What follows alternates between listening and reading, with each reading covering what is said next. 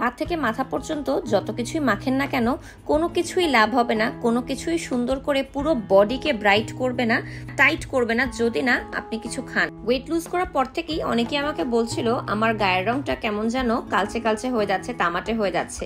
ঠিক তখনই আমার মাথায় আসলো বায়োজিন কসমেটিক্যালসের স্কিন ব্রাইটনিং যে ড্রিঙ্কটা আছে, যেটা কিনা পুরো বডিকে একই সাথে ব্রাইট করার পাশাপাশি স্কিনকে টান টান করে, স্কিনকে টাইট করে, সেটা আমি কেন খাচ্ছি না। স্কিন ব্রাইটনিং এই ড্রিঙ্কটাতে গ্লুটাথায়ন এবং ভিটামিন সি আছে, যেটা কিনা স্কিনকে টান টান করার পাশাপাশি স্কিনকে ব্রাইট করে কোনো প্রকার সাইড ইফেক্ট ছাড়া।